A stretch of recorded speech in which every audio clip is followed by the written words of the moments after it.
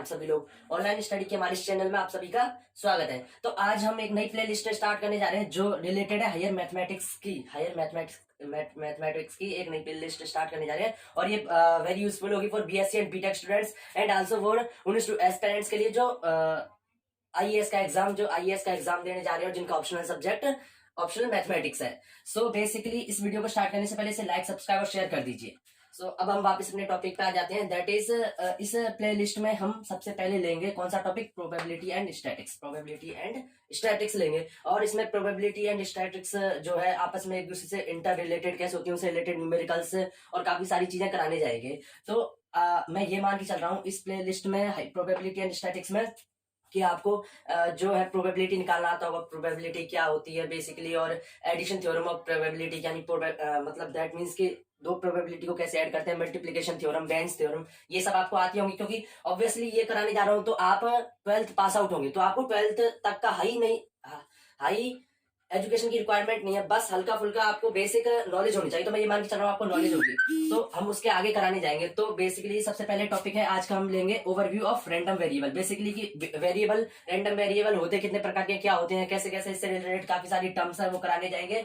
और उसके अलावा और आगे आने वाले फर्दर वीडियोस में प्रोबेबिलिटी एंड स्टैटिक्स के में हम एमजीएफ, पीडीएफ और भी काफी सारी एक्सपेक्टेशन वैल्यू, मीन वेरिएंस और प्रोबेबिलिटी और कंडीशनल प्रोबेबिलिटी ऑफ और काफी सारी चीजें करानी जाएंगी जो आप डे बाय डे अपने आप समझते जाएंगे। जैसे जैसे लेक्चर आते जाएंगे आप समझते जाएंगे। तो आज का हमारा video overview of random variable. Basically कितने प्रकार के होते हैं, ये होते हैं बेसिकली रैंडम वेरिएबल दो प्रकार के होते हैं। कितने प्रकार के होते हैं? दो प्रकार के होते हैं।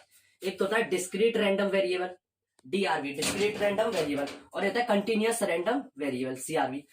कंटिन्यूअस से पता चल रहा है सतत यानी लगातार, यानी उसमें हर वैल्यू आएगी, कंटिन्यूअस यानी आप समझ सकते हैं कंटिन्यूअस क्या होता है, जो लगातार आता है, तो यानी इसके अंदर हर वैल्यू आएगी। और डिस्क्रीट का पता चल रहा है कि डिस्क्रीट भाई कुछ वैल्यू आएगी, सारी की सारी नहीं आती, तो डिस्क्रीट रैंडम वेरिएबल होता है। तो बेसिकली इसको हम एक एग्जांपल से समझते हैं कि मैंने मान लिया कि एक सिक्का लिया, मतलब दो सिक्के लिए, 2 कॉइन्स लिए। कितने लिए? 2 कॉइन्स।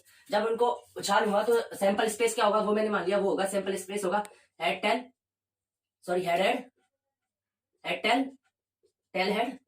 ये आप बना सकते हैं कैसे, क्योंकि 12th पास आउट हो तो ये तो आपको बनाना आता होगा। सैंपल स्पेस होगा। अब मैं मान के चलूं एक्स मान लू, मैंने एक्स मान ली, नंबर ऑफ हेड्स को मान लिया, राइटिंग समझ में नहीं आ रहा, आपको तो कोशिश करना है एक बार समझने की। अब मैं बोलते जा रहा हूँ, आपको समझ में आते जाएगा। एक्स नंबर ऑफ हेड है, तो मैं इसको एक सीरीज से, एक सारणी से डिनोट करूंगा, सारणी में कन्वर्ट करने की कोशिश कर रहा हूँ। तो नंबर ऑफ हेड्स कितने हो सकते हैं? यहाँ पे कितने आ रहे? 0 आते हैं। एक तो 0 हो सकते हैं, 1 हो सकता है और 2 हो सकता है। 2 से ज्यादा हो ही नहीं सकते। 2 से ज्यादा होंगे तो 2 से ज्यादा पॉसिबिलिटी है ही नहीं, क्योंकि मैक्सिमम 2 ही हेड आ रहे हैं ना। तो और ये क्या होता है? पीएक्स यानी प्रोबेबिलिटी। तो 0 बार हेड आने की प्रोबेबिलिटी कितनी है? 0 बार हेड कितने में आ रहा है? सिर्फ इसी में आ रहा है। इसकी कितना है? 1/4 बार हेड आने की, एक यहाँ और एक यहाँ, तो 2/4 यानी 1/2 हो जाएगा। इसे क्लियर? और 2 बार हेड आने की 1/4 हो जाएगी, क्योंकि 1 तो एक बार आ रहा है, टोटल कितनी है? 4, तो 1/4 हो जाएगी। तो ये जो मैंने बनाया ये क्या होता है? ये होता है, अभी मैं बताऊंगा ये क्या होता है। तो बेसिकली हम डीआरवी यानी डिस्क्रीट रैंडम वेरिएबल समझने की कोशिश कर रहे थे। अब मैं इसका ग्राफ खींचूं, मैं इसका क्या खींचूं? ग्राफ खींचूं। तो बेसिकली ये कैसे आएगा? ये आएगा हमारे पास, मैंने मान लिया इधर एक्स मान लिया, नंबर ऑफ हेड्स इधर मान लिया, इनकी प्रोबेबिलिटी मान ली, है ना। तो नंबर ऑफ हेड्स इधर 0, तो 0 पे कितनी है? 1/4 है। इधर मैंने 1/4, 1/2, 1 मान लिया, 1/4, 1/2 एंड इधर 1 मान ली, है ना। मैक्सिमम प्रोबेबिलिटी 1 ही हो सकती है, 1 से ज्यादा हो ही नहीं सकती, आप समझ सकते हैं। तो 0 हेड यानी 0 और उस पे कितनी है? 1/4 है ना। और यहाँ पे मैंने मान लिया 1 है, और यहाँ पे 2 मान लिया। और 1 पे कितनी है? 1 पे मेरी 1/2 है, और 2 पे कितनी है? 1/4 है। तो ये मैंने प्रोबेबिलिटी बता दी। अब मैं आपसे पूछूं कि 1/2 पे कितनी प्रोबेबिलिटी होगी, तो आप इस डायग्राम को देख के यू कैन जज नहीं कर सकते, क्योंकि 1/4 है ना, 1/4 इसमें तो आ रहा है, लेकिन इसमें उसकी प्रोबेबिलिटी कहीं डिफाइन नहीं है। तो ऐसी प्रोबेबिलिटी जैसे कि मैं पूछूं कि 1 सही 1/2, दैट मीन्स कि 1.5 पे कितनी प्रोबेबिलिटी होगी, 4, 5, 6 पे कितनी प्रोबेबिलिटी होगी, तो हमें पता नहीं, हम कह नहीं सकते। तो इस प्रकार के random variable discrete random variable कहलाते हैं।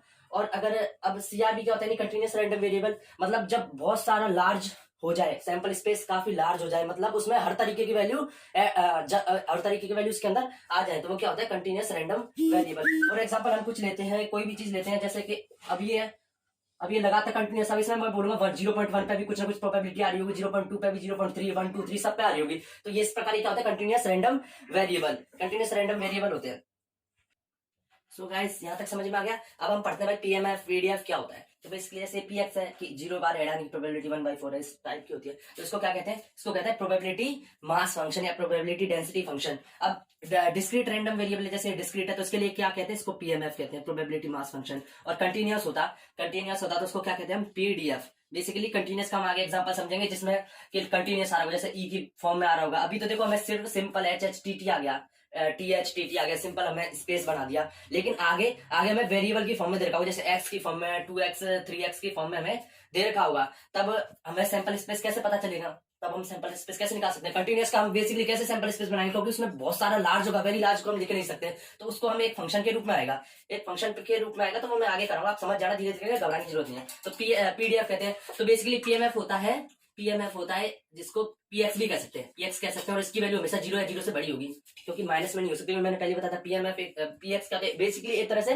प्रोबेबिलिटी कह सकते हैं। तो प्रोबेबिलिटी कभी 0 से नीचे हो नहीं सकती, यानी माइनस में हो नहीं सकती। तो 0 या 0 से बड़ी होगी। और समीशन ऑफ पीएक्स वो क्या होगा, 1 होगा। यानी नेट प्रोबेबिलिटी सभी की होने नहीं होने सबकी नेट प्रोबेबिलिटी क्या होगी, 1 होगी। क्या होगी, 1 होगी। इसके लिए ऐसे इसमें क्या आएगा, इसमें आएगा पीएक्स, वो भी 0 या 0 से बड़ा होगा। और इसमें इंटीग्रेशन आ जाएगा, क्योंकि कंटिन्यूअस है ना, कंटिन्यूअस होता है यानी इसमें हर वैल्यू होगी, यानी इनफाइनाइट तक। एक तरह से काफी ज्यादा वैल्यू होगी, तो बहुत सारी वैल्यू होंगी, तो उनको तो ऐड नहीं कर सकते ना उनको। जैसे 0.001 से लेकर 0 से लेकर मान के चलो 100 तक जा रही है, तो इसमें 0.001 प्लस 0.00 ऐसे बहुत सारी आ जाएंगी।